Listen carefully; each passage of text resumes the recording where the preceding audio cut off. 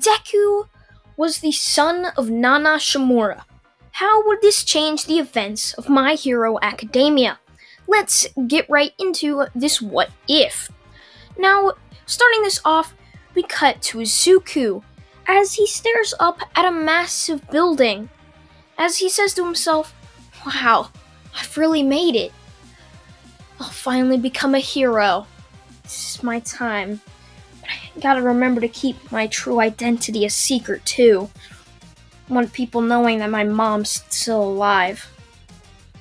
Izuku would walk into this big auditorium as he would then sit down as he would hear over some weird microphone system that they will be passing out tests and that they need to do them in a 3-hour time span.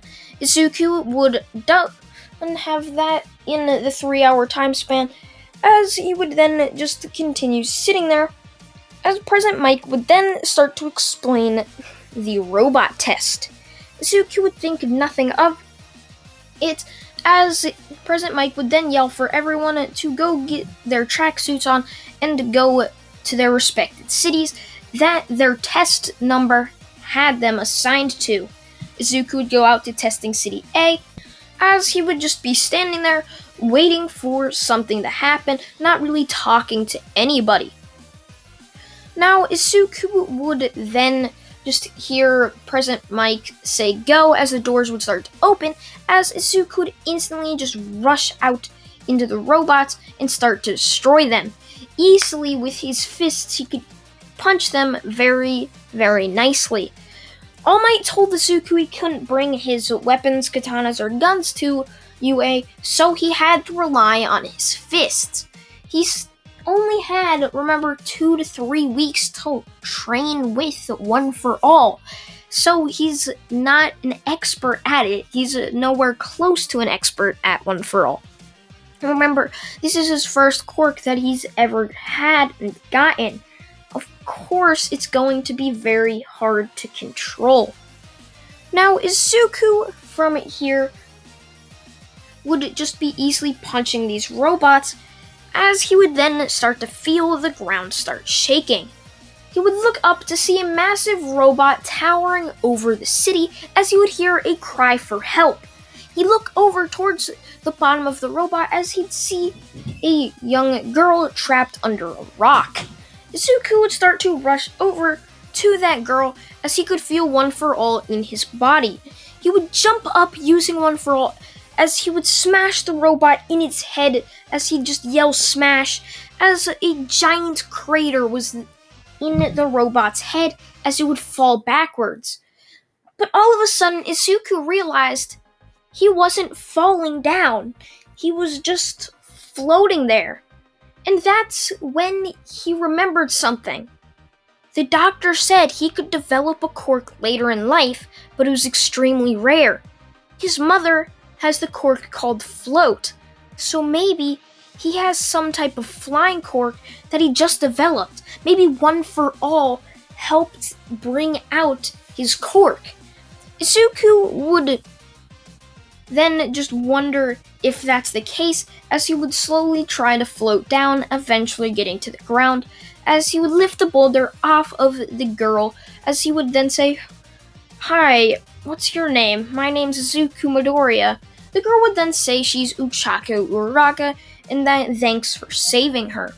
Izuku would then hear over the intercoms that the test is now done, and that all the testing is done as well, and for all of the students to go back home.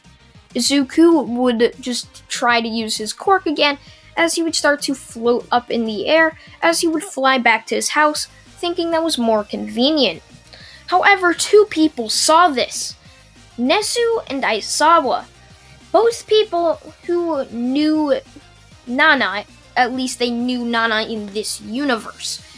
As Nezu would then say, "You think he's the offspring of Nana, Aizawa?" "Yes, possibly. We never were able to recover a dead body of hers, so it's possibly she just faked her death to raise him." "Wouldn't be surprised. She's always the type of person to do something like that." Yeah, that's true. Izuku would arrive home as his mother would ask him how he did. Izuku would answer he thinks he did quite well, as his mother would just say, "Well, that's great. I'll make you your favorite dinner today, Izuku. Katsudan." Now, from there, 2 weeks would pass as Izuku would then walk into UA. He would see people around him just walking past him as he would then make it to the doors of 1A.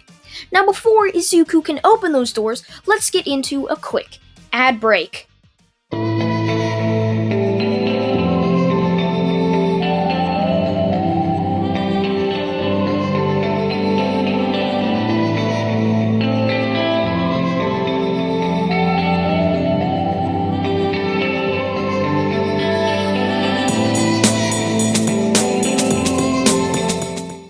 Now that the ad is over, we can get back into this what if. Izuku would open the door as he'd see all of his classmates staring at him, as he would then walk to the only empty seat left. A good 8 minutes later, a teacher would walk in. Or that's not what everyone thought. Everyone thought it was a caterpillar that was huge. Maybe their teacher was a caterpillar or something. It'd be weird, but this is a world filled with random superpowers. Now, this caterpillar thing would stand up and unzip, revealing that it was just a yellow sleeping bag, as a very sleepy looking man would step out. This man would be known as Shota Aizawa. Now, Aizawa would then tell everyone that it took them 8 minutes to quiet down, and for all of them to put these on and go down to testing site D, as that's where they will be testing their quirks.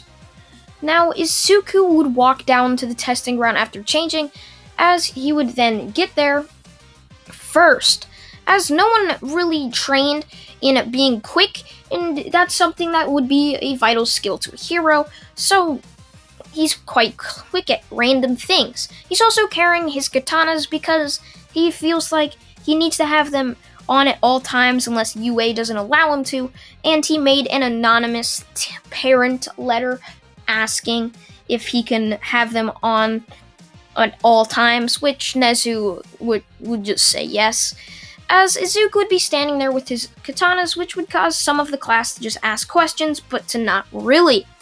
As Aizawa would then throw Izuku a ball, saying he got first in the entrance exam, and to throw this as far as he can. Izuku would just say yes, as he'd wind back his arm and chuck the ball using all his might, using one for all. The ball would go a good 1,000 meters, as Bakugo would then shove past everyone and say, "I bet I could beat that throw." As Izuku would then turn around as he'd say, "Oh, you're that kid that got stuck in the sludge fill-in. Huh, you still mad about what I told you? You could have endangered multiple people. People could have died, don't you get that? You were just trying to save yourself. Selfish." As Izuku would just walk past Bakugo, which this would basically just establish a rivalry between both Bakugo and Izuku. As Izuku would then just be standing there as Bakugo would throw the ball as far as he can using his explosions, which would get him a good 703 meters. He would punch the wall or the ground as he'd say, "Damn it! That was just a fluke. Beginner's luck." As Izuku would then say, "But we're both beginners here, Bakugo. Isn't that true? Stupid for you to say things like that." As the entire class would just laugh at Izuku just beating down at Bakugo, who was just getting madder by the second. Now from there, lunchtime would as people would invite Izuku to sit down with them at the table, to which he could. They would start to ask him about his quirk and his katanas. He would say since he was a young boy, he trained with random assortment of weapons to become the ultimate hero, including training with swords and katanas. They would also ask about his quirk, to which he would say it's a strength quirk, as Uraraka would then point out, "But you were like floating or flying the other time at the entrance exam." Suku would just laugh awkwardly as he'd say, "Yeah, about that. Yeah, that's my second quirk. It's quite cool that I have a strength quirk and a float quirk, I guess. Float was my mother's quirk. as Izuku would just be facepalming in his mind. Damn it, why'd I say that? Might figure out my mother's Nana now. But this would just see Izuku just staring off into space and ask him if he was alright, to which he would suddenly jolt and say, yeah, sorry about that. Izuku would just be waiting for the lunch to end after finishing his lunch, and once it did, they would all walk back into class. Now, from there, they would then be just sitting down as All Might would run through the door saying, I'm running through the door like a normal person. Izuku would just calmly say, that's not very normal, don't you think, All Might? None of us broke the hinges off the door. If it was normal, there wouldn't be a door there. At least I don't think there would. The entire class would just start laughing at All Might as he'd say, well, yes, that's true. Now, besides that, let's get to the point of this class. I'm going to be your hero teacher. As you all know, I'm All Might. And today's assignment is a heroes versus villains type test. There's going to be 2 teams inside a building. 2 heroes and 2 villains.